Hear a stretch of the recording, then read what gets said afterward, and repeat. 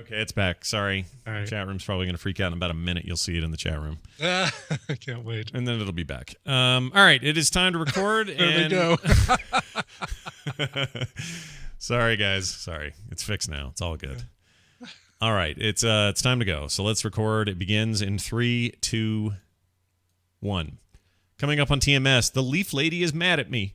Who was smoking what at the where now? Naked Hog Man. Breast milk is the best. That's what I hear. Akroyd ain't afraid of no ghosts. Therapy Thursday and more on this episode of The Morning Stream. Silverhawks, partly metal, partly real, mighty warriors with the powers to protect space from all evil. Rustlers busting out, Shredder too. Stargazer's seen us. Figures with weapon birds sold separately. Slybird, Surgery Report, Quicksilver, Activate Power Wings, Tallywog, Engage Scissor Wings. Now take them down. Mumbo Jumbo Airshot, it's hero stomping time. No way. Buzzsaw with Shredditor, Quicksilver with Tallyhawk. Other figures with weapon birds sold separately. Silverhawks, new from Kenner. You can stand under my umbrella, Ella, The morning stream. The morning stream. The morning stream. The morning stream. The morning stream. The morning stream into daring rescue action. The morning stream. The morning stream. The morning stream. The morning stream. Hello, everybody. Welcome back to the morning stream where we have our sold separately warbirds with us. It is July 16th, 2015. It is. Oh, cool. Yeah, I'm going to get the bad guy with the thing. They always sound like that. It's exactly the same voice every time there's an It action really figure is, yeah. commercial. And they usually are kind of not good at enunciating very well, these kids. Oh, the battery included. Yeah, exactly. It's like, we got Cobra on the run. Anyway, And that's the best take out of like 35. And then the producers just wanted to go home. if you're lucky. Yeah. Boy, look at that hip Jeopardy host here. You can stand under my umbrella, Ella, I don't think it was supposed to be. Wow. Somebody reboot Alex Trebek. Yeah, He's blue screening people. someone unplug him and plug him back in. Anyway. Did you try turning your Trebek off and on again? Right. It's always the smart thing to do first, then call tech support. Look, we're here. We're doing a show. There was no Wednesday show. So for everybody who just keeps asking, where's today's show? I apologize. It's my fault. A thing came up in the morning. I couldn't get out of it. It's my bad. Brian has no blame upon him. What I did, I didn't turn on Twitch or any sort of stream or AGR or anything like that, but I actually did my half of the show. So I read a couple headlines. Yeah. I went like that a bunch of times. Yeah. I said, his power is to take advantage of cheese particles. Excelsior. Oh, wow. And, That's great. But there's no archive of this anywhere. We Oh, can't. no. It was just me, Marty Fufkining in the basement. Was it Marty Fufkin? Marty Fufkin. Yeah, No, Marty Pupkin? Pupkin? Fufkin. Puffkin. Muffkin? Marty Cuffkin. Muffkin. It wasn't even Marty, was it? It was Artie. Artie Fufkin? Artie Fufkin, Oh, no, that's Artie it. Fufkin was I'm Paul think- Schaefer's character in Spinal Tap. That's right. I don't remember now. I don't King remember. of comedy. Yeah. Hold on, I gotta All right. You look that Googling up. this early in the show. This is I'll put a couple of laughs in while I do it. Rupert Pupkin. Oh, Rupert Pupkin. Rupert Pupkin. That's Not to it. be confused with Artie Fufkin. Yeah. Listen to this terrible Terpster laugh to help. There you go. Oh, that's a great Terpster laugh. It's so like. Anyway, we'll see him in a couple of weeks. We can barely start Yes. saying it's Oh a couple my of weeks God. now. I know. I don't want to think about it. There's a lot going on, a lot of planning, a lot of stuff, a lot of happening, and we're very excited to see all of you, or many of you, at Nerdacular. Oh, look, Excelsior was on somebody's bingo card. Fantastic. Apparently it was, yeah. And shitty Brian impersonation. And here's the thing. I was the guy who suggested putting shitty Brian impersonation. Right. Of I course kind you of were. regret it now. Yeah, no. Because even when I think I nail it, just because people have that on their bingo card, Right. I see a rash of checkmark shitty Brian impersonation in the bingo cards Yeah. in the chat room. By the way, I found a challenger to your Neil Young. Oh, really? Well, yeah. Jimmy, there's lots of challengers and superiors to my Neil Young. I think your Neil Young's pretty good, but I heard Tom do it yesterday on my Wednesday DTNS with him. Really? And it's magical. Man, he really pulled it out. It was insane because there's an article about Neil Young has pulled all of his digital music because he hates the quality. And the irony is that one of those digital services is one that he founded, that Ponyo, whatever it is. Pono. That's it. Pono? Yeah, hardcore Pono, I like to call it. And it's the whole point of that thing existing, and the reason he got behind it and invested in it was because it was supposed to have better quality audio than all the other services. Yet he just blanket yanked his stuff from everything. Now maybe as of today, maybe his PR people got their heads around it and went, no, you're not pulling it from your own, but you're pulling it from, Apple Music and Spotify and RDO and everybody else. I do like that you almost rhymed blanket with yank it. Yeah, blanket yank it. Weird Al Blankovich is what I meant to say. Sure. Welcome to the show. It's great to be here. It's Thursday. Wendy will be here later. I have a story I was going to tell yesterday. It was in the notes. I mean, this is the thing. You guys need to understand. The show was done, essentially. All written up. I had songs picked out. Yep. Everything was tore good. them up and I threw them in the trash. Right. So if you had a birthday yesterday, tough teats is what Brian would like to say. I'm kidding. We'll give you this instead. Here's to the two losers that lost out yesterday. The tender crisp bacon cheddar ranch. There you go. Nice. Oh, here come a bunch more check marks. That's fine. So I didn't. It's really the free space, people. I didn't mispronounce Pono, did I? I guess I did a couple of times. Anyway, sorry. Now I'm obsessed with the bingo game. I really am. I'm really obsessed with how it's going. And I was going to say, I want to suggest something here. There's a lot of you that will be at Nerdacular. The tadpole always comes out in force. In fact, that was the freaky thing in 2011. The show was barely even out. We'd been at it, 6 months? Right. And there was this huge pocket in the audience Yeah. of freaks. That was amazing. What an incredible Holding moment. up Brian Ibbett photobomb faces and yeah, that's when I knew we were in trouble or onto something. I didn't know yes, which. exactly. But anyway, when you guys show up, you should bring bingo cards. You should print them and play during the live TMS on Friday. I think that'd be really cool. And I think people should shout. Yeah, you should shout bingo or just go. What are you doing, bingo? You go up or something like. Well, when you get a bingo, you shout bingo. But I'm thinking we're probably going to get people shouting like, "Oh, Scott mispronounces something." Yeah, or just maybe better would be just if they raise their hand or something and just to indicate they got one. I don't know, but do what you want. We can't control you. You're uncontrollable. Inconsolable. I think you guys should do that, though. Incorrigible is the right word. All right, so I have the story, and it's been brewing. It's been steaming away. It's been aging like a fine cheese, okay? Okay. Here's what happened. Guess where I am when things happen to me. Oh, I'm walking the dog. Walking the dog. Who'd have yes. thought? So I'm out. Well, actually, I guess this happened when I didn't have the dog with me. So that's unusual. But I was out kind of on the just path. carrying her leash around the neighborhood. Well, see, that always inspires people to come up and talk to me. No, I was on my own. I was out jogging, and I do this big loop that creates a lot of incline for part of it, and then a lot of flat for other parts of it. But I like the incline part because it makes you tired and whatever. It's a good workout. Sure. So I'm out there doing this, and I've learned on this loop during this particular summer, because we've had so much heat, we had that kind of heat wave early in June, that these 102, 103 degree days, which were pretty strange for June, we're making these trees along the path. Some of the leaves under these trees, great big leaves, like big, not like oak. They're not oak trees, but they're similar leaves to that. Big, stereotypic leaves, Sure. And the ones hanging low were dying and turning brown because of the heat.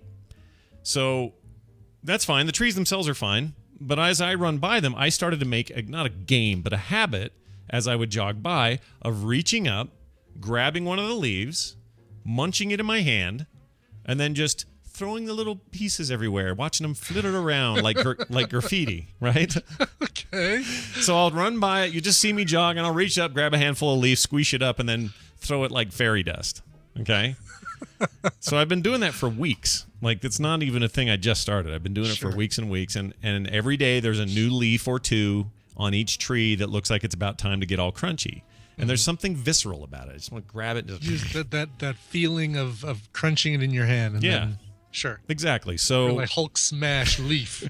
Exactly. And this was a great day for me. It was Saturday, and it was my most jog steps that I've ever had since I've owned the phone that tracks it.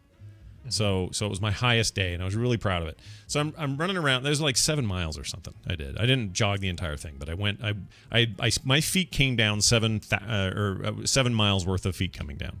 Okay. So sure, there's an app for that. There is multiples. I really like so I have the Jawbone Up app that I use all the time now, and I don't have a Jawbone tracker device. Yeah, you don't need it though. If you're carrying just does your phone, it from your phone. Yeah, it just does it from that data. But their features are really good in there. I highly recommend it. It's free and it's got really cool stuff. I really like what they've done. Anyway, and it tracks sleep and food and everything. So I'm jogging, Brian, and I'm grabbing handfuls of leaves and I'm doing the confetti thing, right? Mm-hmm. The third lap around or so, there's still plenty of low-hanging fruit, so I'm still grabbing. I grab this one from this tree, and I hear a lady about, 4 houses up the other where the street tees right there, and kind of down that direction. I hear a lady go, "Stop doing that!" Like that. Right. I think I'm on someone's bingo card for moving away from the mic and yelling. Oh, yeah, for sure. Yes. Anyway, so I wasn't sure if I heard for sure anything because I have headphones on and I have a podcast going. I'm listening to some NPR thing, so I'm not sure I heard anything. So I kind of pull the one can off my ear, and I keep running, and I grab the next tree, throw it, and I hear, "Stop it now!" Like that. And I can hear it, so I turn around and I look at the street and I stop, and I kind of squint down the road there. It's bright out, whatever. There's a lady in her blue bathrobe and some kind of little slip-on slippers, not like big fuzzy ones, but little slipper things. I was really hoping they'd be like fuzzy slippers. And a head in a towel. Okay, that's almost as good as curlers, all right. Yeah, close, right? I'm getting to the stereotype pretty close here, I think. She's got a newspaper in one hand. That also, I think, feeds into the stereotype. And a little yippy dog chasing after her that's running around her feet. Yes. And she comes out of the house and she goes... She's almost got the hat trick of the stereotype right there. She says, "Who do you think you are that you can just come and destroy these trees this way?" And I said, "They're dead." I said, they're dead. I didn't even know what to say. I said, "They're dead leaves. It's just leaves. I'm grabbing the leaves." And then she says, "What for?" And I realized I didn't have a good answer for that. Right. Because I wanna. Because I have OCD and I felt like, I didn't know what to say. And I just said, "I'm really sorry." And she goes, "Please stop. Wanton destruction keeps me from killing people." Yeah, she goes, "Are you even from around here?" she says. And I said, "Well, I live up around there and then over to the left and up the one street." "Well, then you're not in our neighborhood," or she says something like that. And at this point, God. Yeah, she was freaking out at me. Freaking out at me. So I kind of was getting mad at that point. I'm like, really? They're dead leaves. In fact, you could argue I have improved the beauty of the path because I have removed the dying leaves that were going to fall off and be dead anyway. Like, I'm not sure what she's mad at. You could argue that, yes. But what is she mad at, though? Like, I'm not ruining anything. They're dead leaves. No. I think she's, there's got to be some sort of psychological thing where I'm seeing this person have fun doing something that in another way could be destructive if they were branches of live leaves and stuff like that. It must be, so I'm going to yell at him because I don't like it. I think you're right. right. You don't even live around here. There is a psychology to it that probably is close to what you're saying, and she's probably just looking for a reason to be mad at everything around her because life is changing. If it's not you, it would be Wapner. Yeah, right? Yeah. Exactly. Dun, dun, dun. Yeah. So she was probably in her, I'd say 50s, something like that. Okay. And I just thought to myself, I don't ever want to be that guy. Yeah. I don't want to be that dude who's I don't trust those kids out there right now. These kids that are outside playing basketball, they're up to no good. Stop doing that. Like, that's not a good way to live. Don't live like that. Anyway, so if that lady's listening, I'm doing it again tomorrow. And there's nothing you can do about it. I'm taking some new leaves. I'm going to do it. Take no leaves and put no leaves. I will neither take leaves nor leave leaves. Remember that one? That was a good one. I do remember that one. Yeah. I think at some point you need to leave a bushel of leaves on our porch with a little note that says, "Sorry. Sorry about that. These are all dead, though. Have a nice day." Anyway. Here's some glue and some leaves. Yeah. Don't wear your robe again. I could see your dingus, I should say. Oh, there you go. Happy birthday, Sales Geek, by the way. Yes. David Michael, my sort of right-hand businessman guy who's helping me with so many things with Frog Pants and has branched out and helps a lot of people with a lot of things now, is just a stud and awesome, and we love him, and we want him to have a great birthday today. So. When you get crap in the mail from TMS, it comes from David Michael. Yeah, he is doing all our fulfillment. He's making sure what gets in there gets in there. If something breaks or the mailman screws up, he's the one to fix it and send you a new one.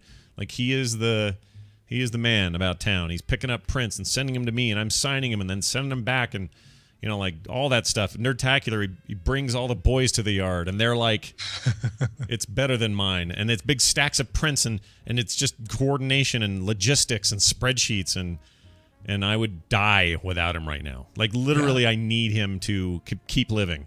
Dave, keep living. Keep living, Dave. Yeah, don't leave us, Dave. That's morbid. Wow. I don't know why I went that direction, but there it is. Very dark place. It did. Right there. It did. All right. Let's go to a darker place. Daryl time. Let's get him in here. I know he missed having a show yesterday. I texted everyone early to say, hey, no show at about like 6:15 his time in the morning, and Tom and everybody else. And Tom said to me yesterday, he goes, sorry I was so short with my reply because he just said okay. And I said, oh, it's no problem. I don't expect a big paragraph thing about your morning. And he says, well, I was just laying in bed and I heard my phone go off. I'm like, oh, shit, I called everybody at like 6:15. For you and I, it was 7:15. But Right. anyway, Daryl never got it because it didn't work. It didn't send. Yeah, it didn't send. He's like, I think AGR is down. Yeah, what's going on with AGR? I'm not hearing the show. I said, Daryl, I sent you a text. And he said, what? All right. That's somebody's. Someone got a free space. Yep. All right, let's play this.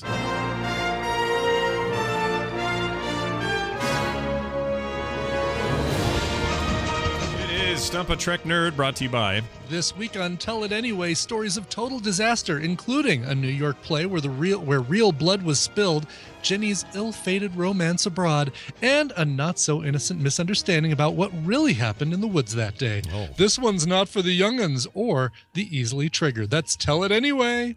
By the way, triggered. Ugh, that scares me. Anyway, what? Their recent episode with the personal assistant. Yeah. Freaking hilarious. I haven't heard the latest. I need to catch up. You need to catch up Okay. because it's not what you think. Okay, I'm going to do it. And that's all I will say about that. I'm going to do it. Daryl, you there? Oh, yes. Oh, good. Hey, I sent you that weird theme today. I don't know if you got it yet. Oh, no, I haven't looked yet. I emailed it to you. It was this.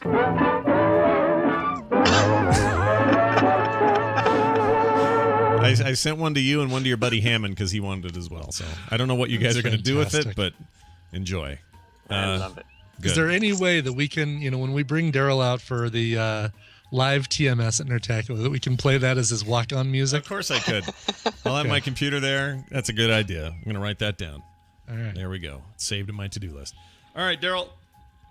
Excuse me. Is that on the bingo card when I burp? I think it is. No, probably. I don't think it is. No, all right. Well, good. That means I don't do it very much. Daryl's here to do the Stump a Trek Nerd segment. It's where we ask him hard trivia question. In the vein of Star Trek, he answers it the best to his knowledge, and then we move on with our lives. Daryl, it's a next generation question. It is about the episode Legacy, and here it is. The Enterprise receives a distress call. He means receives. Yeah. A distress call from the freighter Akros. Arcos. That one he did spell right, mister. Yeah, I guess so. I don't know. It's an alien word. Who knows? Well, not really, I guess. The Enterprise arrives right as the ship blows up. The Enterprise detects an escape pod. They try to contact the colony of Turkana 4. What Federation ship does Data say was the last ship to make contact with the colony? So one final ship made contact with that colony, and which one is it? Your answers are A, the USS Portland. Mike says it's full of hipsters. That's pretty funny. B, the USS Potemkin. C, the USS Sarajevo. Or D, the USS Bozeman. So the Portland, the Potemkin, the Sarajevo, or the Bozeman. Them's your options, Daryl. I want you to think about them. Roll them around in your mouth like a fine wine. And we'll see how you do on the other side. But before all of that... Are you hungry? Aren't you hungry? What's a foodie? We got stuff from Brian still. By the way, burp apparently is a spot on the bingo card. Is that triggered about 12 people to get Good spots. Great. You guys are insane. All right, we're gonna eat the one with a little pepper on it, right? And one more really quick thing about that, and then I'll shut up about the bingo card. People who aren't in the live chat, believe me, you can still play. Go to tinyurl.com/TMS-bingo. Any time of day you're playing, any time of day you listen to the show, you can play bingo and play along with everybody. It's awesome. You don't have to be in the chat room to do it. Yep, it's one of my favorite things they've ever done. By the way, we need a thing. So I know we all love Diamond Club, and we love Jerry and Brian. We're all pals. Sure, I know people do like that. They're okay, but it has always annoyed me that our rad community over here, which I know has some transplants and some shared people in it, both directions. They get a lot of our people, we get a lot of their people. What are you calling their people? I think it'd be cool if we had a cool ASCII symbol, like they're freaking. Greater than, less than. Their deal, that? Yeah, they've stolen this great little symbol off a keyboard. What's ours, man? Can someone please make something cool? And I don't want it to be a combo. Is this a symbol? Yeah, can it be the bird, the middle bird? So somebody come up with it. Let's all cohese around it, and let's show those guys that we're not idiots. Hey, quit doing the Diamond Club one, you jackasses. All right. Brian, the Kit Kats from Japan, you brought these back and then mailed them to us. These have been in a bag inside of a giant cargo hold in a plane. It's just great. That's right. Tell us about this one. Do we know what this is? We know what this is, but I think it's way more enjoyable if you taste it first. Okay. And Daryl, are you nervous because it has a pepper on it? A little bit. Yeah. You should be. How do we know that's not just a banana? We don't know. We don't know, and it's not a banana, although they call them Japanas over there. It's not, it's not an alien world. It's a country that has bananas that look a lot like our bananas. Yeah, that's true. Japan's not so far away. By the way, to the folks in Japan, boy, good luck with the tsunami that's apparently going to be touching ground in the next couple days. Oh no, where was the? Tsunami meaning it's a hurricane. A hurricane. They're going to get rocked like a hurricane. Oh, okay. Because a tsunami's a earthquake and then waves, right? Do I have that right? Yeah. Yeah. Yeah. So if you have an earthquake in the ocean and then giant waves come and crash over you. Oh, maybe it's a maybe a monsoon. You're thinking maybe. Maybe it's a monsoon. Hold on, let me see here. I had to fly out. What's the Japanese equivalent of a hurricane? Of a hurricane, because they don't call it a hurricane. Typhoon. Typhoon. Yeah, typhoon. That's it. Okay, so good luck with the. There it is, right there. Typhoon Nanka is going to hit Japan soon, but south of Tokyo. So I like how they're all correcting. Fallen Leaf, what are you doing? Kick him out. Good Lord. Oh my gosh. What have you done to the chat? He's about to rip him off, crumble him up, and throw him on the street. Good gosh. Exactly. But, ban and kick. Boom. Yeah, ban later. Kick. See you, dude. Skater. But I love how everybody was trying to say monsoon and typhoon over and over, and Ninja Steve decided to just put Japanas back in the middle of it. You're the man, Ninja Steve. That's great. All right, we'll never let Fallen Leaf fall into the chat room again. All right. What are we doing now? Oh yeah. Daryl? Eat your thing. Eat your pepper unit. Let's see here. Oh, it's really crumbling all over the place. Mine's melted, so it's just a flat stick of. Whoa! Oh, this is making a mess. Oh, it smells good. It's not hot yet. It just tastes. Oh, there is a little kick at the end. Yeah, the end. Yep, it's not bad. I mean, not a hard kick. Like, it's not like, horseshoe to the nuts. Yeah, there's a... It's mild. Mm-hmm. Yeah, it's kind of a nibbling, kind of small kick. Yeah. A nibbling small kick. Mm-hmm. Yeah, it's not too bad. Yeah, that's what Robin was to Batman. His nibbling small kick. Not too bad. I don't mind that. I don't like dark chocolate normally, but there's something about that that's not bad. It's nice when you add the flavor like that. The pepper. Yeah, that was all right. So the actual. And by the way, these things come in these beautiful cardboard boxes now. Check this out. Like a little opens up. Oh yeah.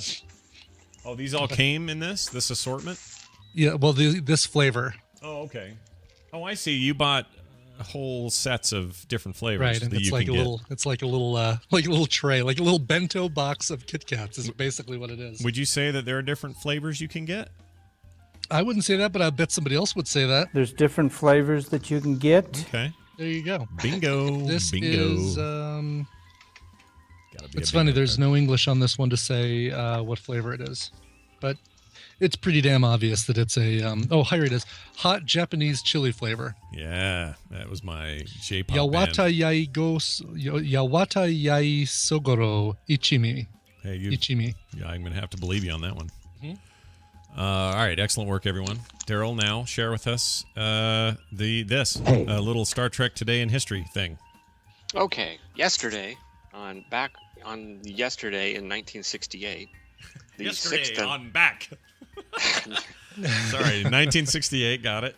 Yeah, the sixth and last day of filming on TOS's Spock's Brain was completed. That's a bad episode. Yeah. Yeah, it's right up there with perhaps the worst. In fact, didn't you say you think it's the worst TOS? Yeah. Aren't yeah, you on record? I think it is. I think you've been on record to say that you think that's the worst one they've done. Yeah. Well, all right, then we should celebrate it being completed so that it never had to be started again. Yeah. Good job. Let's get back to your question. It is isn't this next gen question? It's the one about the ship that saw the colony last in the episode Legacy. It was Portland, Potemkin, Sarajevo, or Bozeman. Okay, let's see here. Turkana 4, wasn't that some kind of Tasha Yar planet or something? Well, they were all Yars on the planet? Is that how that worked? Isn't that where It's a she bunch was of blonde from? women with bobs. Yeah. Wow. That's great. We're all destined to die by melted trash bag. That's the way it goes. Yeah, I don't know. Portland, it's not Portland. Because I'd remember that. Yeah. That's true. Yeah, Tasha Yar did escape from Turkana 4 after the poverty and violence On her planet? on her planet on Okay. Turkana 4. I thought she she was left the from planet at age 15 and thought then she- went on to become a Starfleet. I thought she was American. I guess not. Well, it is an Earth colony. Oh, it is? I didn't know Yeah. that. Okay. Yep. Oh, okay. Okay, Sarajevo, that's where the Olympics were one of those times in the past. Yeah. Mm-hmm. Which has nothing to do with this. Yeah. And Bozeman, if you like good headphones, then you're a Bozeman. It's also a city in Montana. Oh yeah, that too. Right? All right. Next time I see a guy wearing Bose headphones, I'm going to walk up and say, I see you're a Bozeman. Bozeman. I'm totally going to do that. Why not? Anyway. Yeah. All right. So now you're down to Potemkin. You think that's the one? Potemkin, I'm thinking that. Didn't Riker serve aboard the Potemkin? Wasn't that his Yeah, deal with his old buddy, Captain There was something about that. Jellicoe? The Potemkin's been in there a whole bunch of times. They rely on they put their shoulder on the Potemkin a lot. Yeah, they lean in. They're like the Klingons of the ships. Yes, there it is. In 2361, Riker was assigned to the Potemkin. There you go. Okay. Or will be, Brian. He will be. He will be. Yeah. Whoa, time. Yep. Time. Okay, I'm going to say that because I don't like the other ones. Mostly. That's mostly. It rings us a faint bell, but mostly it's because I don't like the other choices. That's very interesting. A dislike of the other choices as being your way of discerning which one it might be. That's an interesting new way of doing things. I don't think you've done that before. Or if you have, you haven't told us. Hasn't been very often. No. All right, well, let's find out if you're correct. Is it the Potemkin? Congratulations. It turns out. Oh, yay. You're a winner. It is that one. Data says the last Federation ship to make contact with the colony was this ship. 6 years earlier, Riker was also stationed on the ship for a time. Turkana 4 was also the home planet of Tasha Yar. Oh, look at that. All that stuff that I looked up is right there in the answer. In this, well, we try not to skip ahead, you know. No, we do. It's true. In the episode, I don't want to give anything away. we meet her younger sister Ashara, I guess, and here is her talking about the colony. So here you go. Let's hope they stay clear of the colony. That is exactly where the Ion Trail is leading, Commander. Hail the colony. I've been trying to, Captain. No response. They haven't been able to maintain reliable communication since their government fell apart. The last Federation vessel to make contact was the Potemkin 6 years ago. They were warned that anyone transporting down to the colony would be killed. Oh, Data. A little too much emotional inflection on his voice. Warned. They were warned. All right, Daryl, good job. Not bad. This week you've done one good, one bad, one good. So you're ahead of the game. And then I guess you won't get any more options. That's all the choices you get. Yeah. We'll be back at it next week. Daryl's the Trek Nerd on Twitter. You can also find him at This Week in Trek at thisweekintrek.com and on the Grumpy Cast. Now, play a game with us. Okay. Is this... Why does my phone keep saying stuff? Anyway. Actual TS episode... TS? No, it's TOS. Episode title in Japanese or anime title. So Japanese title of the episode or a Japanese anime. What's women to do? That's it right there. That's your theme. Okay, go. Funny Amusement Planet. Oh my gosh. Funny Amusement Planet. We've gotten all these wrong, right? We have. I don't even know where I'm still leaning TOS. Funny Amusement Planet. It is a TOS episode. Right? Yeah. I mean, that's Or if it's a TMS title. episode, right? Or an anime title. You know, I lean TMS too, just because TOS. TOS, because there's episodes where they go to a planet like that. Yeah. And I could see a literal translation being it's an amusement planet where everyone has pleasure, or Sulu's basically love of guns. Right? Yeah. What's the episode where they go to the planet and if they think the thing they like, they just get it? What was that one, Daryl? What was that episode? Oh, whatever they think of that they want, it automatically appears for them. Yeah, so I think Sulu was like, I sure like guns, and then guns appeared and he could go shoot guns for a while. Was something like that? I don't know. Yeah. A vague memory of that. All right, I think we put both feet deep into the dirt and say TOS. Daryl? Okay. Don't get out your telescopes because this isn't that kind of question, although you could. But anyway, this is the Japanese title for the episode Shore Leave, which is the episode you were thinking of. Oh, really? Well done, Scott. See, okay, all right. It's Thursday. F off, Daryl. All right, he's gone. That's it for Daryl. Good times. Television highlights of the news of yesteryear. It's the news brought to you by not knowing what to feed the boy for 3 days. My wife is at a camp with my daughter. They're helping run it. They're doing some food stuff there. And I am here with Nick again. And we need to go grocery shopping. Wow. Or taco shopping. It's one of those two, Brian. Do you have a pressure cooker? Let me think. No, I have a rice cooker. Well, maybe we do. We might have a pressure cooker. I'll have to get a pork shoulder, stick it in the pressure cooker for 45 minutes. That's all. And you've got pulled pork that you can mix with rice. You can we could eat it for days. You could eat it for days, which we have been. I did one on Monday. Yeah. And we've been having tacos. We had pork with rice. We've had pulled pork sandwiches. It's it's the most versatile food in the world. Yeah, you might say that pig really leaned into your week. What the? All you're having. That's terrible. You porked that joke. I sure did. All right. Thank you, Terpster. All right. Let's do the news here. This is very funny, I think. Labowski Fest. There's a thing called Labowski Fest. It's a convention, and it's a big deal. People have talked about it for years. People love it. They all go. It's where you celebrate the Big Labowski. The founder of Labowski Fest has been arrested after allegedly smoking marijuana at a bowling alley. Oh, well, perfect. But he can do that because that's a Big Lebowski thing. Wouldn't you say he's just still celebrating? Yeah, he's still celebrating Labowski Fest. The founder of the fest, a traveling party that celebrates all things. Shit has come to light, man.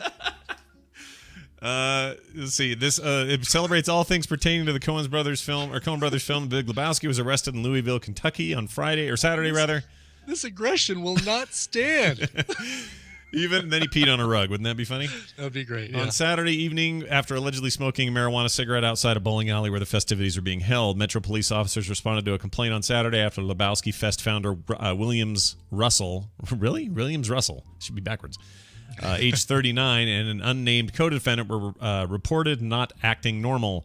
According to her police report, a cop said Russell was smoking the marijuana in the parking lot of the bowling alley where they showed up, and at one point he, quote, took a bladed stance, unquote, and threatened one of the officers. What does that mean? Do we know what that means? A bladed stance. A bladed stance. I'm going to look this up. Bladed stance. Oh. It's where you spread your legs. Hello. Hold on. I want a real thing here. Okay, the way a police officer stands when confronting a possible criminal. But that doesn't say about them confronting them. Interesting. Let's see. What does bladed mean? Defensivecarry.com. So, yeah, I mean, it's like okay. Like spreading your legs and then kind of turning sideways. Yeah, and you either have a gun or a knife in one of your hands. So that's like, imagine a guy with a knife standing in a threatening way. Well, I don't think you need to have a knife. I think if you turn your body sideways and you kind of got it's like a karate thing too, where, your hand is a blade. And so you're kind of like, oh, I all see. right, bro. Oh, okay, good point. Maybe that's where the name, I always assume the name came from people standing with a knife that way, but maybe you're right. The bladed could be. Ninja Steve thinks that they meant blazed stance. A blazed just stance. A typo. Nicely done. That should probably make the list. That's pretty funny. Anyway, so they arrested him. He apologized for, quote, acting like a savage. Acting like a savage, man. Sorry, I was acting like a savage, man. Russell was booked on charges of, I didn't mean borked, possession of marijuana, resisting arrest, and menacing. He was menacing. So there's that. Good times, good times. This is like me getting arrested in Nerdacular for looking like a nerd. Right, exactly. For not eating. We're going to arrest you for not eating. Yeah. Man found naked in hog barn tells police, I just like pigs. Aw. Larry William Henry is his name. Wow, he's just got all the first names. My name is Larry William Henry. My sister. My brother, William Larry Henry. And my mother is my sister. Let's see. He likes pigs so much that he's now banned from them. When authorities found Henry drunk and naked in a hog barn near Millersville, Pennsylvania on June 26th, he told them point blank, quote, I just like pigs, according to WPVI TV. Can't argue with that. Yeah. Henry's 64. He's 64 years old. Also told cops. It's not a new model video game console, the Henry 64. No, for the Henry 64. Oh my gosh. Golden pig. Golden pig. New super naked pig man 64. Anyway, he also told cops he had finished a 6-pack of fittingly Ham's beer. That's pretty funny. During this little pig party, according to the local news, Henry was familiar with the farm where he chose to go high on the hog. He was banned from the property after a 2011 trespassing incident. He was charged with indecent exposure, criminal trespass, defiant trespass, and public drunkenness. Was released after paying $25,000 in unsecured bail. He is due in court later this month. I don't know why naked. I get the drunk. I get the hiding in a barn.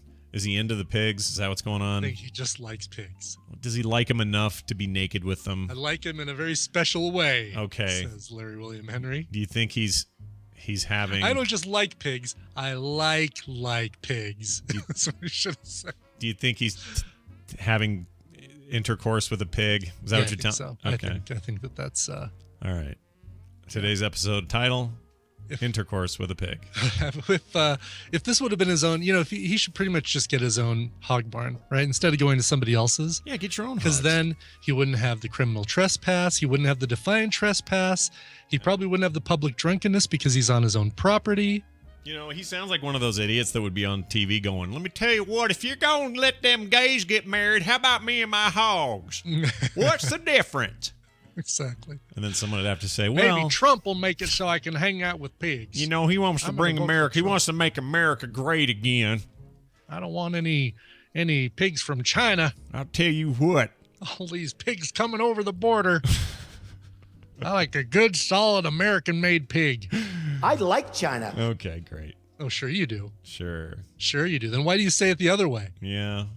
You're an idiot. That's all I know. I'm really rich. We know. We know. What's your favorite dishes? What's your favorite dish? China. Okay. Great. There's that story. What else we got? Oh, look at this, Brian. Okay. The world's hottest commodity isn't oil. You thought it was oil. You came into this week going, it's got to be oil, right? It sounds like is this like an entertainment Tonight thing? The world's hottest commodity. We'll tell you after the break. Kind of like that. And it's not oil. We'll tell you after this. You basically described what the internet is now. Here are 10 things you should never do while you're on the internet. We'll tell you. What I love about being on DTNS with Tom on Wednesdays is I'm prone to seeing a clickbait article and getting all excited about it. Sure. And he is prone to saying, "No, hold on." And it's great. It's like this great how the sausage is made kind of conversation that we get to have. Nice. Because he is really good at snooping that out. Like, even if it shows up on a reputable site, he'll see the headline and go, yeah, this is a thing from 2 weeks ago, and they are just trying to capitalize on it. Anyway, the oil versus breast milk thing. Breast milk is the hottest commodity, it turns out. I didn't tell you the whole point of this. Yeah. It's not oil, it's breast milk. Oil versus breast milk. That's right. We'll tell you after the break which one is best to give your baby. On the next Sally Jesse Raphael. It may be called baby oil, but you don't want to feed it to them. She's still doing a show, by the way? Sally Jesse Raphael. Yes. I do not think so. Or as the people called her, Sally. And her red glasses. I'm going to look it up. Sally Jesse Raphael, Wikipedia. Oh wow, she looks like Johnny Depp in Willy Wonka and the Chocolate Factory. Yeah, dude. She's 80. That's why. I didn't know she was that old. That's what Depp was going for. Wow. Yeah. I didn't know she was that old. I thought she was. I don't know. I'd have put her in her. I don't know why I thought she was younger than that. Yeah, like 50 or something. Yeah. Well, in the 80s when we saw her on television, she was in her 50s. So. Yeah, I guess so. What was the last show she did? I believe that was called Sally. Was that called Sally? Oh, here it is. She ended it 2008. Abruptly, it says. Abruptly ended it, it says, yeah. Wow, all right. She's divorced. All right, let's get out of that. Anyway, what's the point here? Oh, yeah, let's get back to the Fury Road storyline about breast milk being more important than oil. Going for as much as $4 an ounce, breast milk is a hot commodity which has been emerging as a surprisingly cutthroat industry, one that states are seeking to regulate and amid the battle for control over nonprofit and profit banks that supply hospitals with neonatal unit milk. It could trade for 400 times more than the price of crude oil, 2,000 times more than iron ore. If sold off the shelf, it could cost more than 150 times the price of a gallon of cow's milk and 15 times more than coffee. Who's giving all this milk? Just anybody? Well, women. Like what? Let's start there. So not me or you. We can't get it. Could you milk me, Greg? We can't get in on this. It's a lucrative new business, is what you're telling me. No, we cannot. My nipples leak, but just kidding. They don't. I should have that looked at if it did. I don't even know where to go. I don't either. But I want to ask the chat room. We have ladies in the chat room. Yeah. Have any of you? I mean, I've given blood before for money. Sure. I've never done one of them sperm donations. Well, so you have to have had a baby recently enough to where you can keep producing milk. And I think as long as you're pumping, you can actually keep going for a long time. You know what I'm saying? Like, yeah, go like well past. But do you have to have the birth to ignite it, or can you get I think milk? The birth starts it. So you don't just start lactating without having a baby. Hold on, let's see. E-Blaze donated to the milk bank. You stimulate mother's milk. I love women's issues, and that you and I are talking about them. Sure, I know. Because we know nothing. Jon Snow. Let's see. 10 foods to increase lactation. Let's see. Increasing your milk supply. Things to eat to stimulate mother's milk. I'm trying to see if there's a way to just get going. Because remember there were wet nurses back in the day. Mm-hmm. I don't think they were ever pregnant. I think they were just straight up. Their job was to. I don't think you can just trigger it with anything but having a baby. I think to be a wet nurse, I would think that you'd have to actually. Yeah, mansplaining. We have some mansplaining to do. Let's see. 3 ways to lactate. You ready? Oh, there are 3 ways to lactate. All right. I'm skipping the article that says erotic lactation. Okay, moving on to the good one. Here we go. Method 1. Understanding induced lactation. It is possible. It says, although it may seem surprising, it is indeed possible for women who are not or have not ever been pregnant to produce their breast milk. This is usually undertaken by a mother who wishes to feed her adopted baby or by, like the thing I mentioned before. The body's production of milk is usually triggered by the complex interactions between 3 hormones, estrogen, progesterone, and prolactin. If the production of these hormones can be mimicked through physical stimulation and or hormonal supplements, the breast milk can be produced outside the pregnancy. So it looks like you can. There you go. All right. Maybe that's why I'm leaking. Just kidding. I'm not leaking. Regular breast suckling can elicit lactation via a neural reflex of prolactin production and secretion. All right. This is very scientific today.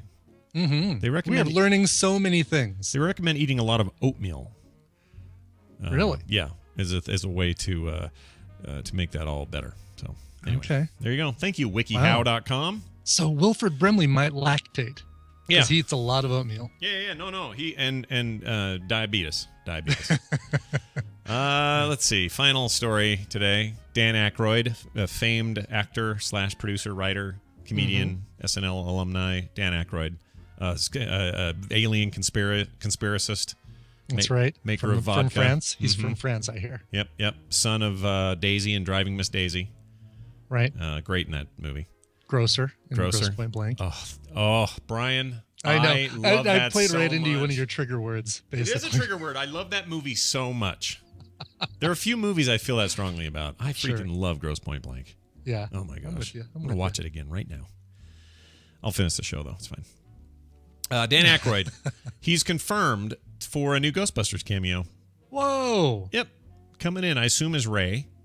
Probably, right? Maybe not, though. Well, who knows, right? If, if it's maybe he's playing Dan Akroyd. Yeah. See, it all depends on what direction they're going with this. Right. So, and I like the fact that we don't know that, because that would be a huge spoiler to say, oh yeah, he's playing Ray Stantz, and now we're like, oh great, okay, so we know this exists in the Ghostbusters world. What if the Ghostbusters get pulled over in a small Ohio town, and a judge that sounds like this? Squeery. Oh, wow. What if he has to judge them and puts them in jail at his house where he eats big worms and stuff? What if now we're talking we're talking about the greatest sequel ever produced of Nothing But Trouble, featuring Lady Ghostbusters. Perfect. And that's how you put on the marquee too. Yep. He'll have the little phallic nose again. Remember that? A little penis nose. Yeah. That movie sucked. Oh my gosh, it really was horrible. It was so bad. I told you I walked out of that in the theater, didn't I? I think I did. No, well, you probably did during, Yeah, we don't have memories that go past a week, so it's fine. 2 people had Squeerini on their bingo card. An old Ghostbuster meets a new one, as Dan Akroyd has been confirmed to appear in Paul Feig's upcoming Ghostbusters, starring Melissa McCarthy, Kristen Wiig, Kate McKinnon, and Leslie Jones. Leslie Jones, she is the African-American lady from SNL. Okay. Yes. I always get them, the Kate McKinnon She's and her really mixed up. well, there's a couple. There's Zameda, Sashir Zameda, and then there's Leslie Jones. Oh, I love the Shasir Mazeda when I go to Olive Garden. It's amazing. It's so good. Sashir Zameda is she's hilarious and beautiful. Yeah. Like hilarious, like super, super funny. Nice. Ooh, Squarini was on a bunch of bingo cards. Where were you like a minute ago when I said that? Oh, I missed it. Did you say that? Yeah, I said that. Shite. I must have my brain moved on to something and missed it. I hate doing that. Earlier today, Akroyd tweeted a message saying, on GB set, shooting my scene with beautiful Kristen Wiig. Ladies, GBs are gorgeous, adorable, hilarious, and badass, exhilarating. # Ghostbusters. In case we didn't know what GB stood for. Yeah, thanks, man. Appreciate it there, Dan. Dan Akroyd is I hated him when I was a kid. I didn't like his style. There was something about him that drove me kind of nuts, like the SNL years. Didn't see the appeal. But man, did he grow on me later. And Ghostbusters and really everything, and especially Grosser and Gross Point Blank. Oh, they just got a shite out of me. All right. We don't know who's going to play, whether it's Ray Stantz or a whole new character. They say the Bustin' begins July 22nd, 2016, when Ghostbusters arrives in theaters. The theatrical release, about a year from now, in fact. There you go. Wow. Yeah, no kidding, right? Yeah, that'll be good. Well, maybe between now and then, you find folks at home can put on a pair of fantastic earbuds at tweakedaudio.com, listen to our podcast and other podcasts like Coverville and Film Sack and all the great things we're producing. And do that in style with tweakedaudio.com's own earbuds. 5 great styles, 7 great colors. All of them sound great, so go get one. They're engineered for durability, noise reduction, and compatibility. If you want a lifetime warranty, they got you covered there too. Don't forget, that one time I smacked a guy in his wiener at the urinal, and they gave me a new pair, and they still worked. Use the code STREAM at checkout for 33% off your next pair. Right there on the warranty card. Exactly. By the way, you're a drinker. Have you had Dan Aykroyd's his skull vodka? Yeah. No, but I've got the skulls.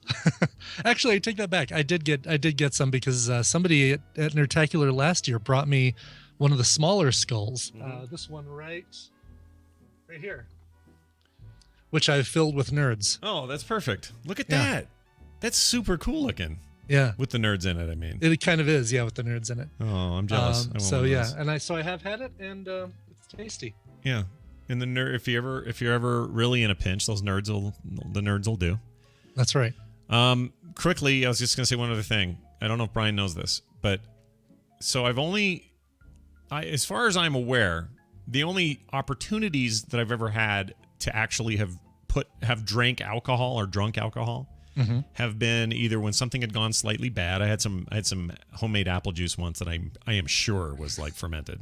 Okay. I had that one time. I also one time had something that was cooked in very like hardcore whiskey, and it wasn't the way it was made and prepared. It wasn't completely burned off. So I think that was another example of where I maybe got a little alcohol in there. And then the third time was when Randy played a trick at me on me in Vegas. I remember this at Holstein's. Yeah, at Holstein's, and there was a shake that was supposed to be Captain Crunch and I don't know, some kind of cereal shake, and it was alcoholic. But no, I didn't know that. So I tried that. And it was horrific. It was terrible.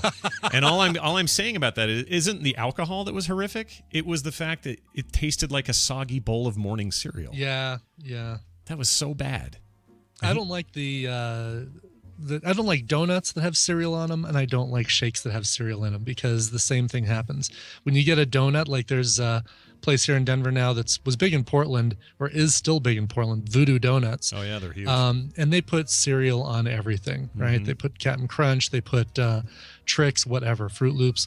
And if you don't get those right away, like as soon as they put the cereal on it, take it out of the bag, put it on the donut, bam, then it turns soggy. It's like horrendous. Yeah, why do you want that in your life? You don't want that. No. Give me a donut. Give me a donut.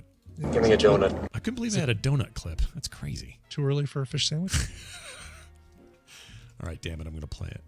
Someone's got it on their card. Here you go. Oh, yeah. Hey, it's too early to get a fish sandwich? Yep, too early, Betty. Nice. All right, we're going to take a break. When we come back, Wendy will be here. I hope. I talked to her. She should be good. Last week, oh, by the way, I found out what happened last week. She was at a friend's thing, and they were supposed to have connectivity, and there was none, not even phone. And she couldn't get home quick enough, and she felt terrible. And I said, no worries. It happens. It happens. It's not a problem. Brian, let's take a break. You got music for me? I do have music for you. Great. Matthew Magnion or Magnon, when he can be in the tadpole, says, hello, Sergeant Slaughter and British Bulldog. I'm proud to share my birthday with one of my favorite people, Scott Johnson, on the 17th. I would also like to thank Brian Ibbett for turning me on to Scott Bradley Postmodern Jukebox years ago, and I'd like to request something from them or something similar to their 1920s styles. If that doesn't work, Darius Rucker's Tender Crisp Bacon Cheddar Ranch song. Crap. I wasn't ready for that one. Hold on. The Tender Crisp Bacon Cheddar Ranch. There you go. Will do. Thanks. Tree of Woe, though. Matthew DeVault, Magnon, when he can be in the tadpole. Nice. All right, so he said he requested something from Scott Bradley Postmodern Jukebox or something in that style. Here's what I'm going to do. I'm going to take his request literally. Whoa. There's a group called the Templeton Twins that have taken that old-timey radio style and made an entire album of it called Trill It Like It Was. This thing is fantastic, and a lot of great covers on there. He wanted to hear something in that style. We're going to play something in that style. Something by the Beatles, George Harrison's song Something, performed here by the Templeton Twins from their album Trill It Like It Was. Wow, that is not something we can do every time. Have it that meta with the name of the that song. literal, Yeah, yes. That's amazing. All right, here it is. It's Something. We'll be back in a minute.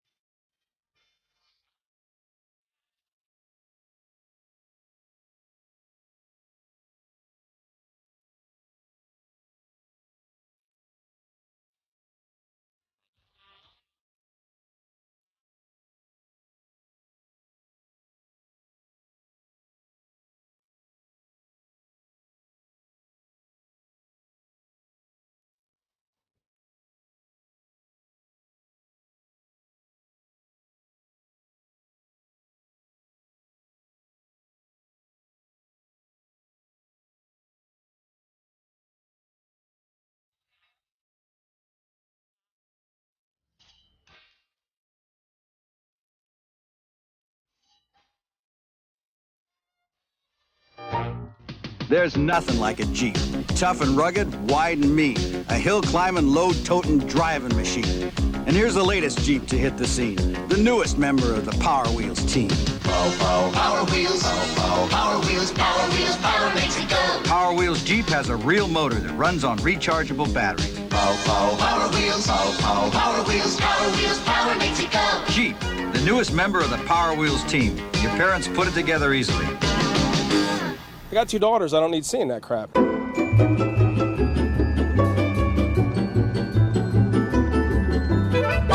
The Morning Stream. Perfect for a black person or a white person or a person of any color. And Hispanic people too. And all people. Out of context, that sounds like a weird clip. It really does. It's been a while since we've played Scooters. Yeah, it's been a long time. Those were early days, man. Mm-hmm. I absolutely back and listen to episode 11 of the show. Oh yeah, there you go. I love that cover. I got to get me that whole album. That whole album is fantastic. The Templeton so Twins, good. Trill It Like It Was, featuring Teddy Turner and the Bunsen Burners. Wow. Came out in 1977. That's how far back this kind of clever, cover within a cover thing goes back, right? This not only are we going to cover this album or these songs, we're going to cover them in this distinctive style. Well, that explains why the Amazon listing shows it as being remastered. Because to me, it seems like, oh, this is brand new, right? Like just barely came out or something. Yeah, no. And it definitely has that feel of like, hey, we're a bunch of 2015 hipsters making old. It totally does. Yeah, no. Well, I mean, these are 1977 hipsters. Yeah, I'm totally getting that album. Or maybe it's streaming. Visit visit coverville.com and click the Amazon link before you buy it. Amazon link over on the right side, and I get a little kickback when you do such a thing. It's a good idea, everybody, if you're getting your music. Yeah. That way. Sorry. Or anything. Or buy a barbecue. Whatever. Just go to coverville.com first before you put in your cart. Or a Hispanic person or any person. Or any person. Yeah. It's fine. It's fine. All right. Wendy time. She shows us online. That's a good sign. Always a plus. Yep. I see that as a benefit and a bonus to the proceedings. Let's see if we can get her in here. Hi. Oh, hello. Hi. Hello. How are you? There's a voice we haven't heard in a while. Yeah, it's been a little while. How you doing? I apologize. I'm good. How are you guys? Yeah, I'm fine. How was you guys went swimming or something last week? What was the deal? I didn't know they had pools in Sweden. I know, right? Well, they are very heated, so that's good. No, that is good. Well, that's fun. And lack of connection notwithstanding, we kept last week's question, decided to hang on to it and use it here. For those not in the know or first checking out the show today, Wendy's my sister and a therapist. She helps people with real problems all the time and decides to come on here on Thursdays and help you with yours. Slumming it, we like slumming to say. it. Yep, thug life is what that is. By the way, if you want to submit your own, themorningstream@gmail.com is the email address. You can just send it on in. We'll go for it and bring it on the show whenever possible. All right, Wendy, you ready for this week? We good? Yep. All right. Let's see here. Hold on. Got to pull this up. Okay, there it is. Dear Wendy and crew, it says. They do not use their real name. They say their name is Jacob, but they also say it is not their real name. Dear Wendy and crew, you guys talk a lot about how to deal with anxiety or depression on Therapy Thursdays. But I have a question for you beyond that. What if you have severe anxiety and you get diagnosed with an actual medical condition involving a lot of pain and stress? I would assume he means like cancer or, some other thing. I won't go into details, but having a terrible anxiety on top of medical problems feels like more than I can bear some days. It feels like double punishment to me. Anything I can do to deal with this combination? Thank you very much, Jacob. Great question. Nice, short, sweet, to the point. And my guess is a big problem for a lot of people.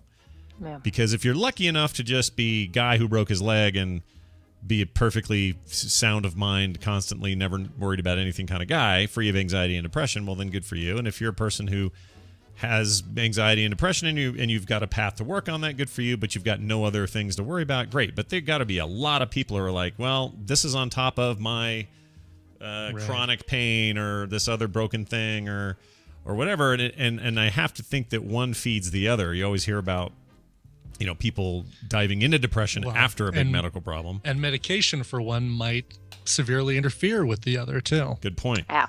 So where do you go here? What do you do? How do you start? Well, I wish he could answer a couple questions. First, what the medical condition is. He says there's a lot of pain.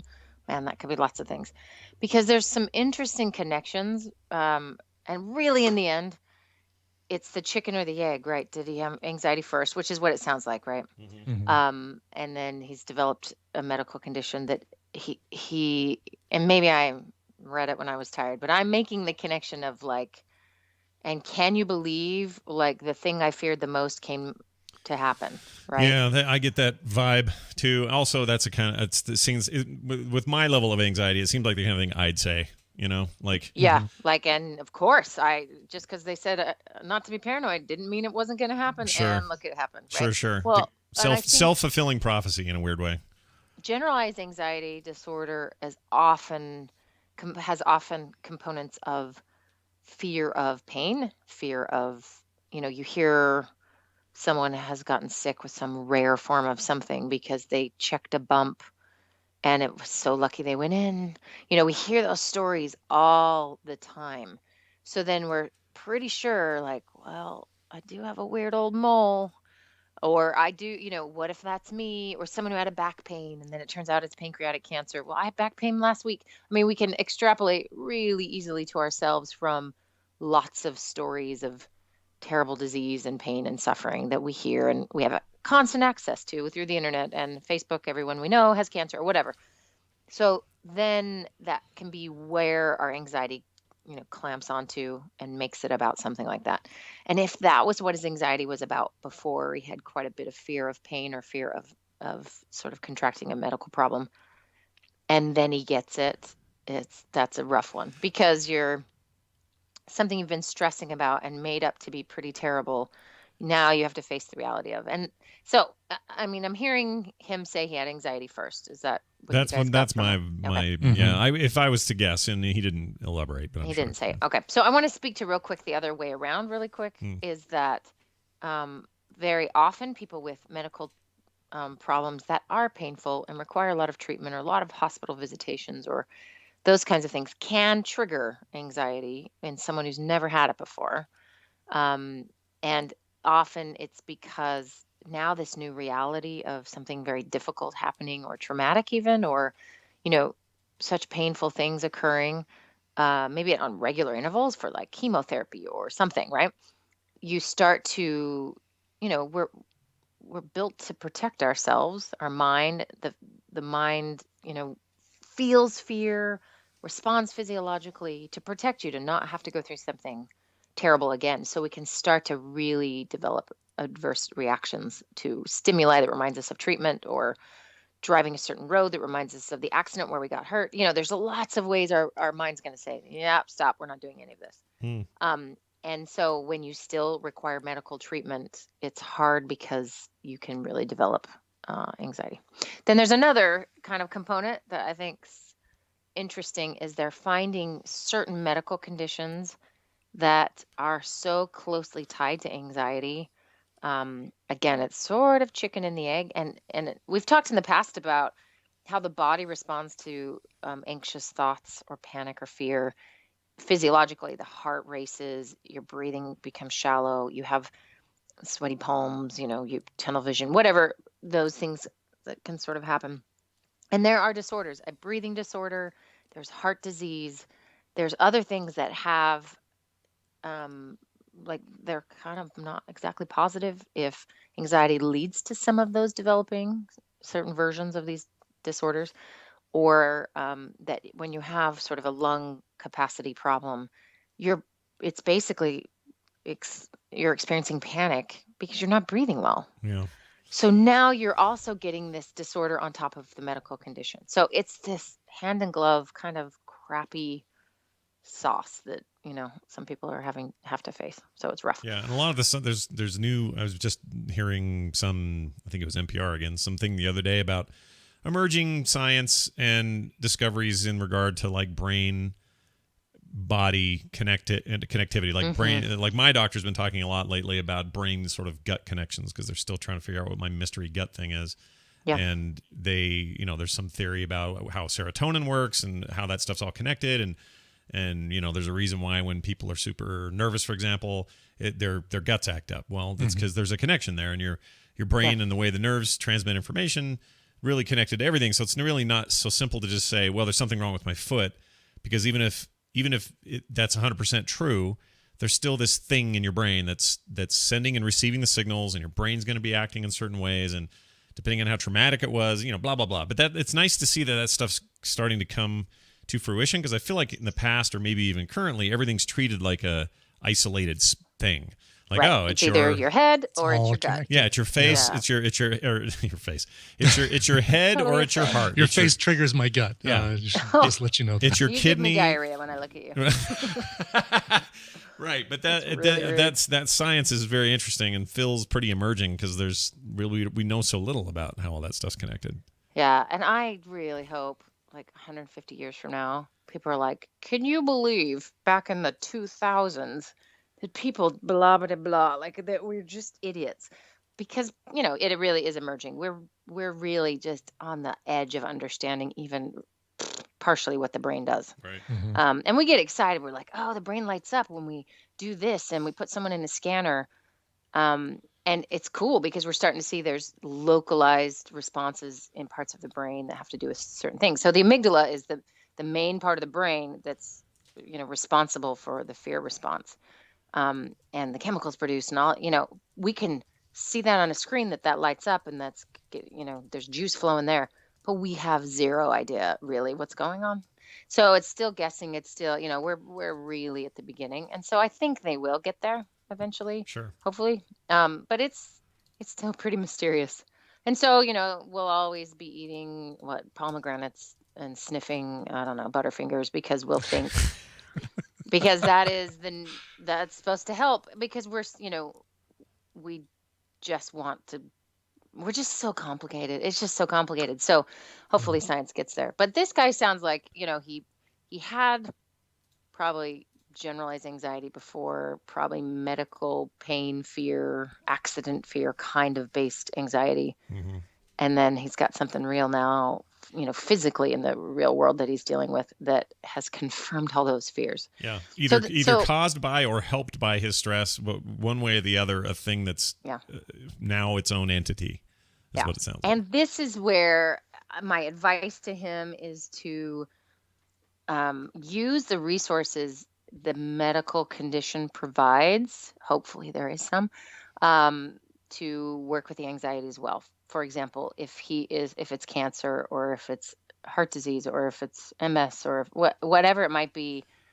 I mean, I'm trying to think of any disease that doesn't have at least a small organization that is interested, Right. and that may provide classes or support groups, or sort of maybe mindfulness meditation groups for people with blank. So, I don't know when we last talked about this, but John Kabat-Zinn is the guy who sort of initiated the mindfulness meditation movement with medical issues. So all that initial research is all with patients in pain, chronic pain patients, or people who have medical conditions.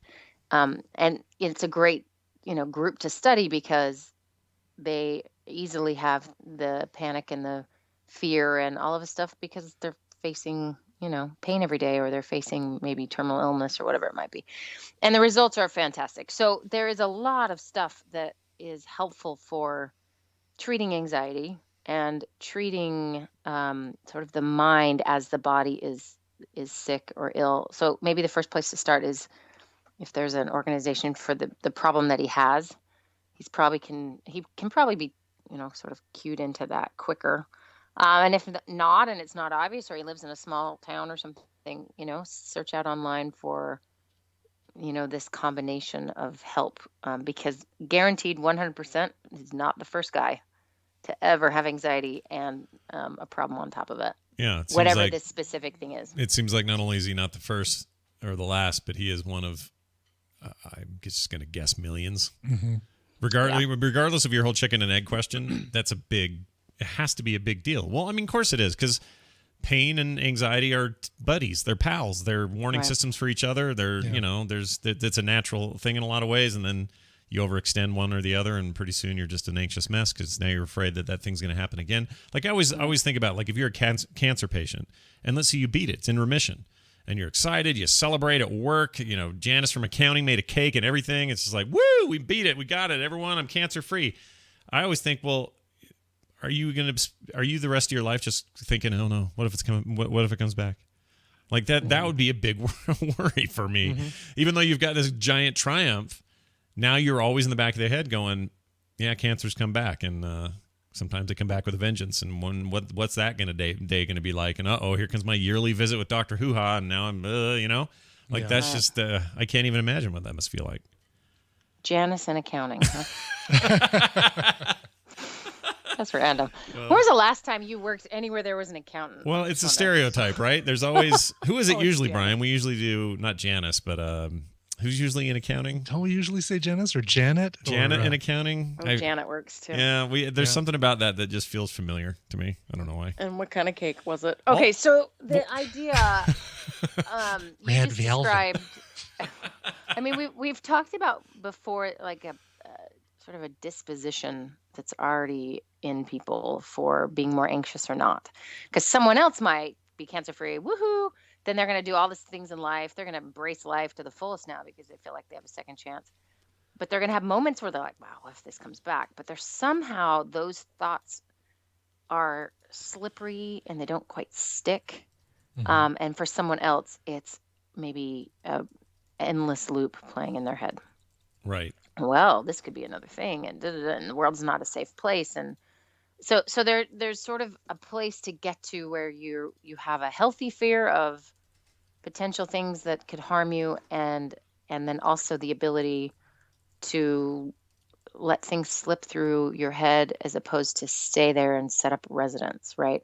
And this might be where this person finds individual support to do that, and certain therapies work really well with anxiety, and you can find specialists who work in hospital settings, who work in even hospice settings, who work on oncology centers where they do therapy with people dying, and they do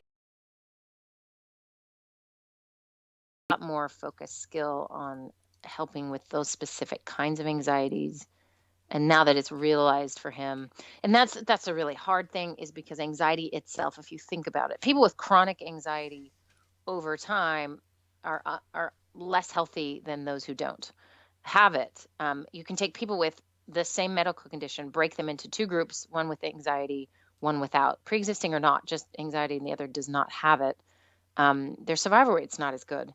And part of that is, if you think of the chemical cocktail inside your body when you are stressed, and when you are worried and it doesn't subside, then it starts to break down your system a little bit, and you don't quite function as well. You're more tired. And think about if you're fighting a disease or your treatment or you're in chronic pain, that is hard enough. So it really is really important for your health to treat your anxiety. And this is, like you're saying, how it's all connected, because anxiety will make people sick on one level at some point, physically as well. So really important that he gets that tackled, and it may be that he never did before, or maybe he's tried and that this has thrown him for a loop and he needs to go back for a refresher on what to do with it. Well, and knowing what I know about the anxious mind, he could be the kind of guy that would hear you say, yeah, chronic anxiety can sometimes, eventually you're going to break yourself down to the point you're going to have actual illnesses, sicknesses, whatever. And I'm thinking the way that brain works says, oh no, I heard her say that. I've been dealing with this for 15 years. I'm screwed. 15 years of breaking my system down. I'm going to have every disease now. Do you know what I mean? Like that's the loop is the problem. Is right. that they're now going to feel that way, and it's difficult to see through all that haze in those 15 years and say, well, starting now will still make a difference. Starting now will, in some cases, even reverse how I'm feeling or whatever. And I think people struggle with that. When you said that, so then what's the next thought? Oh, crap, I'm screwed. So then the panic, what do you do? Do you just keep going for the next 15 years doing the same thing? I think some people do, whether they don't want to, but I think they do, right? Or, if they didn't, they'd need you less. Yeah, absolutely. Well, and again, it's the mind sort of saying the panic is actually playing the role of doing something. If you think about how much energy it takes to freak out, Like if we could measure that, put that in little capsules, count the calories burned, the mental exertion, whatever it is that it requires for all of that to happen, how much of that is necessary to then go out and find yourself a therapist or go start a group, start going to a group or seek out something. I think you're worn out, and that panic or the worry, and I know this is true of women, mothers, especially older mothers. Oh, did I mention my in-laws are here? No, Hi. what? They're in Sweden? Wow. Yeah, so I got to be careful. Anyway, just kidding. They worry as a form of love. They're worrying about their kids. I mean, my mother-in-law has 7 children. I can just bring up one of them and get her to talk about what she's worried about. It is easy as pie. Yeah. Because it's all waiting to be there to worry about. And it feels like doing something. If she can't do anything, she can't go paint their house or help them this or take care of one of their kids or something, then what can she do? Well, she can worry. So it has a pseudo experience of productivity that is kind of alluring and does require energy, and in the end doesn't do squat. But there is sort of a spent cost that you think, in some ways I've done something, which takes away from your ability to like get up and go do something. Right. So the question is, 15 years from now, do you want to say, holy crap, it's been 30 years, I give up? And that's the hard thing. It's hard to get, because the time's going to pass and you're going to keep saying the same thing. And when you're old enough, anyone out there old enough to hear this, think about this thing you've said a bunch of times. And if you don't think you've done it, then ask someone who's known you a while. Say, what is it I keep saying? And they'll say, oh, you say you always want to buy a boat and live on a blah, blah, blah. or you're always saying, my back hurts, or I have a headache, or whatever your thing is. Yeah. And the reward for complaining and getting a response from somebody is a little dopamine hit. It's somebody cares about me and I'm valuable. And so that little dopamine kind of keeps you from maybe taking other steps to get more significant help to improve. And I often say this, people get to a point where the pain of staying the same is so much greater than the pain of changing that's when they're willing to change. But if the inverse is true and it's more painful to try to change than it is to stay how you are, most people will stay how they are. So it's tricky. And, maybe for this person, Jacob, the medical thing is pushing him over the edge with this anxiety because it is, like you said in the email. So maybe it's really time to treat your anxiety. I'm hoping he's, never tried to treat it before. So lots of good improvement will come. It's hard when you've sort of had it managed. It doesn't sound like he. It doesn't sound like it. Yeah. I mean, because otherwise you're talking about relapses and failed attempts and those can get discouraging. Sure. It's like an alcoholic drinking again or whatever. Now you have extra things that you have to overcome your alcoholism, but you also have to overcome the fact that you goofed 6 months ago or whatever. Right. And all of us know what it's like to be in pain or have some, even if it's a mild or minor medical experience, you feel pretty powerless and you're not the same person.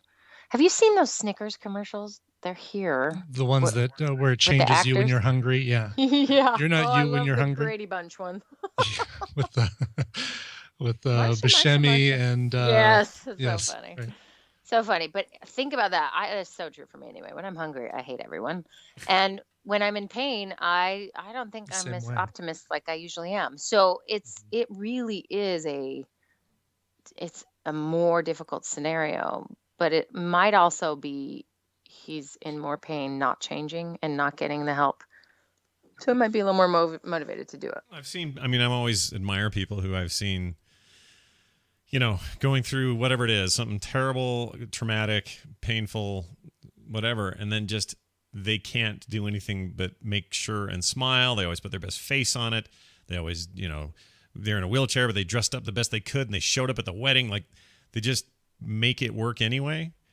Yeah. And part of me says, they're just going through the motions, so they don't want anyone to feel bad for them or something like that. But then I think, well, no, maybe that's just genuinely people who've learned how to lean in and accept things for what they are and then roll with it, and still roll basically. with it. And that's hard, man. That's hard. Yeah. For more people than it's not, I think. Yeah. So- And there's this thing. I mean, you guys have. I don't know if I can articulate this well because I have brain damage. It's called Swedish brain damage now. I swear, it's so bad. Anyway, Brain this Bork. concept, brain smorgasbord. Brain Anyway. Bjork, Brian. Brain Bjork. Brain Yeah. Bjork. There you She's go. Iceland. Yeah, that's true. Get, She's Icelandic. Dang it. get your people right. It's this idea that see, it's gone. Look at me. I'm getting old. You already forgot it? You forgot it already, man. You can't talk about Bjork because then I picture the swan outfit, and it's For those who really, there are a lot of people out there that think, oh man, Scott and Wendy are great. They're so different. We're alike in a lot of ways. That's all I'm this is saying. a perfect example. What was I talking about, Brian? There's a reason that we sound a lot alike sometimes, but yeah, no, I understand. Sweden, we get it. In-laws, and we're young enough that this is embarrassing. Yeah. This when we're 70 and we're like, oh, where is the food? And we die in a corner. It's gonna be bad. Again, that sounded like something I'd say, but It's anyway. like I'm on Skype with clones. Yeah, it's like you're getting stereo Johnsons. Well, that is horrible. So I just feel like the one thing that everyone who listens to the show or has listened to my diary show, they know that one of my big struggles in life has been general anxiety and just issues with anxiety in general. I've been very upfront and honest about that and how I've had to try to deal with it and different issues and so on. The one thing that seemed to bring me the most sort of something I could do about it relief was that book, that mindfulness book you keep talking about. Yeah. Very, very helpful stuff. It's not always easy. In fact, it's often extremely difficult to sort of adhere to its principles. But this sort of taking command of your perceptions and slowing everything down and taking time you need to just think and let your brain, get away from everything. It sounds easy on paper. It's extremely hard in practice, but it really has helped, at least me. Yeah. So I think that's sort of that kind of thing, and books like it and other resources like it would be really good for this guy. Absolutely. And John Kabat-Zinn, I would recommend Jacob look up his work, especially with medical patients and pain. And, anywhere that's a decent sized city has probably adopted, any medical center has probably adopted some of his work, and you can find a mindfulness group. It's better to do it in a group. I mean, if you can. You might not be in a position to do that, and the workbook's fine, but there's something, you're sort of adding all the right ingredients by also having a social support group of people who have been through the same thing, meet other people who are in similar situation and learn a lot of skills, and you'll just do much better with pain. He used the word pain, and that's one thing mindfulness absolutely can help you handle better. And the cool side effect is it reduces your anxiety. So if you think about that, pain and anxiety are actually absolutely married. And it's hard to have one without the other, especially physical pain is always typically connected with the fear response. Mm-hmm. So breathing and figuring out, people can use less medication for pain. There's measurable ways that this kind of help is really helpful. So there's a lot of help out there. There's a lot of people in front of you who've had this experience, and that there's resources. You just need to do some searching. And if it's a struggle, like I am spending all my time trying to get my nutrients and take care of my wound or whatever it is that he's doing, ask for help from someone else. Say, listen, you always offer to help me, or you're such a good friend. Can I give you one job? Can you help me just do the legwork on finding a good support group to attend? Tell me what I got to do, what papers I got to fill out, kind of just help me get to that place. Because I'm sure there are people in his life who want to do something and they don't know what to do. And if you feel overwhelmed, then there's this great accountability to that person. Because the answer is get help. You're in your head saying, I can do this. I should be able to do this. And that's part of the trick of anxiety, is it not? That the voice in your head, you believe whatever dang voice is in your head. And the voice is saying, freak out. This is awful. This is terrible. Oh, no. And then there's other voices that are like, you are a wuss. And if you were a real man, you wouldn't even have to do this. So you have these stupid idiots in your head that you believe. Mm-hmm. You really need to figure out how to shut those voices down and seeks help to get the help that you need if maybe physically it's really difficult to do, or just emotionally you're not in a position to do it. There are people who are around you and probably love you and willing to do it. So yeah, and the mindfulness stuff is really good at creating. Imagine hearing the voices in your head, and they're the only ones you know, and they want you to do things, freak out, whatever it may be. And since it's the only loud voice you have, and it's in your own head, you have to trust what's in your head. Fighting that's very hard, but these practices and this thinking has a way of almost making the voices outside influences, so that they're like.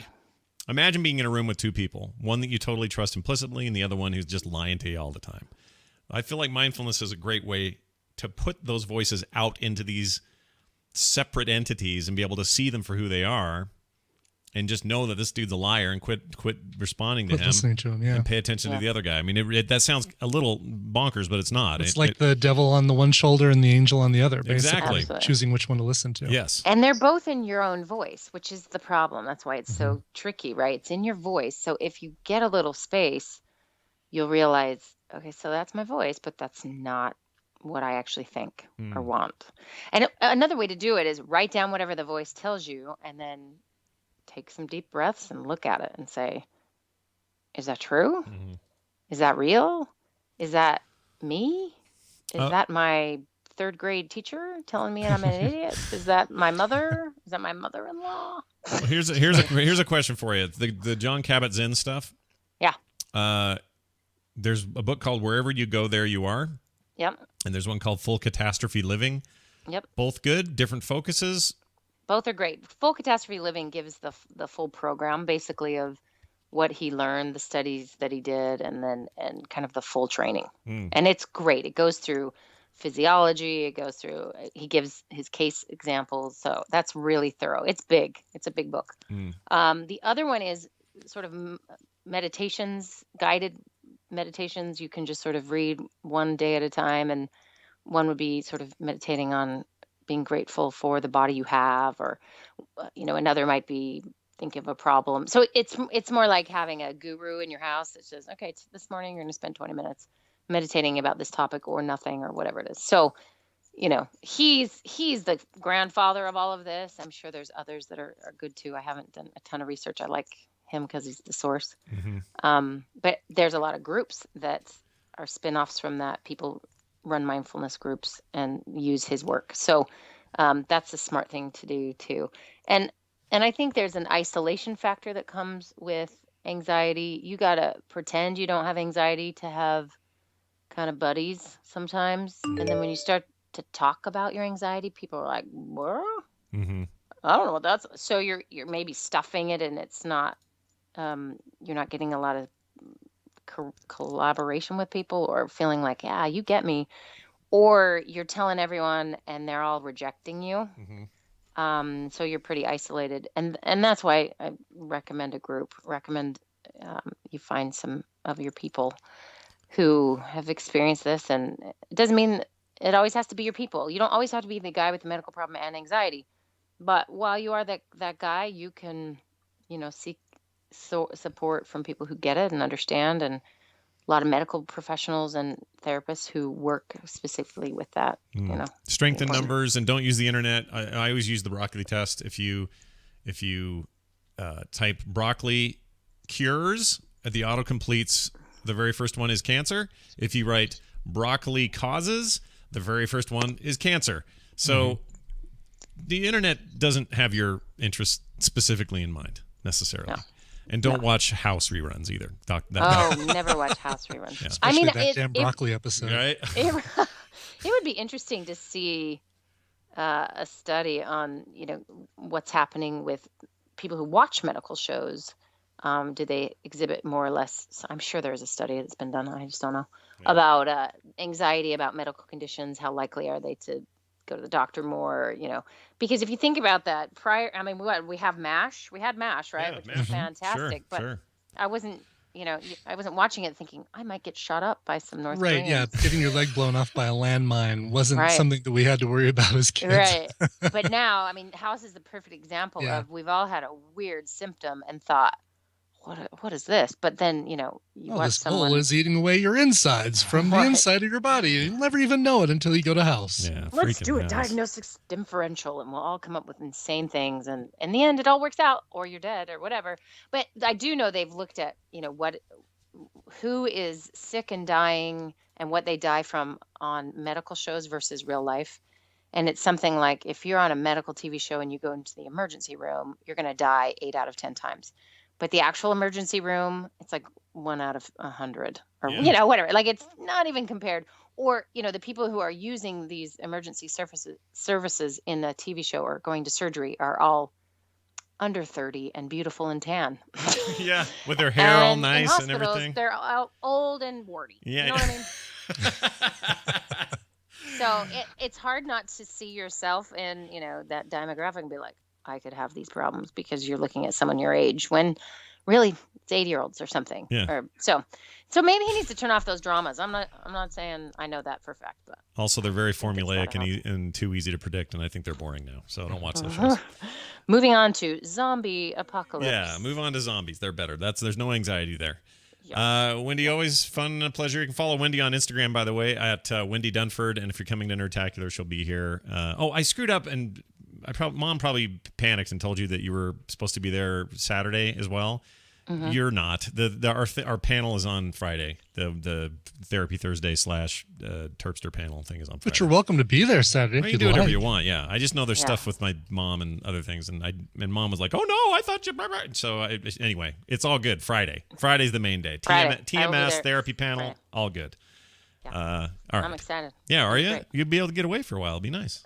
I know. You know what I'm going to do? I'm going to read a book. Yeah. That's what I'm going to do. Well, you got it. With no one criming on me or whining or spraying me with a water gun or saying no for no reason. I cannot wait. It's going to be great. Wendy gets hurt there. No. Terpster will be there, though. Yeah, I should have warned you. Yeah, Terpster will be there. Yeah. What's it like interacting you will with have Terpster? all of those I have things. No well, he climbs on you. He shoots you with a water gun. He says no a lot. But he does it in a British accent, so I don't care. Wendy loves the British, so I think it'll be a perfect match. Bring it on. And it will be a very interesting panel, and I'm very excited about it. Wendy, always fun, always a pleasure. Say hi to your in-laws and the family, and we'll see you soon. I will. All right, bye-bye. Bye now. All right. Good. She does get hungry and angry. I do too. Yeah. Of the family, of the kids, she's probably the most irritable when she doesn't eat or hasn't eaten.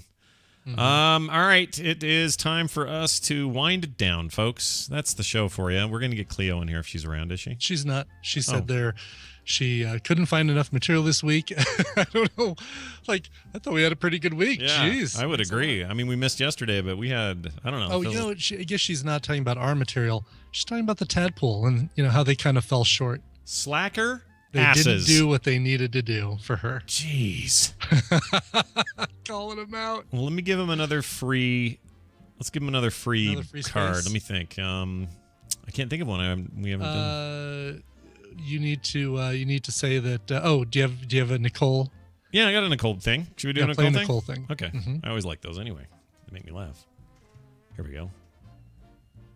I like this one. Conquistador. Yeah, not that one. Okay, how about Peacock? Not Peacock. Nope, not that one. Huh? F off. No. Whoops, that's not it. Oh, close. So it's just a matter of kind of identifying those balls. Not that. This. A Redbox instance. A Redbox instance. It looks like the trailer for BioShip. Come on. I'm looking. Don Cheadle. Oh, I'm trying. Hold on. Where is it? No. Don Cheeto. There we go. There Don we go. Cheeto. Got it. Crap! All right. It's fine, Nicole. Calm down. I just got 25% more gas released. All right. Great. Some good ones from her. I love the fact that, she says these things and there's no quick block like, oh God, I shouldn't say that. I'm going to cut it off before it comes out. No, she just keeps going. I like that about her.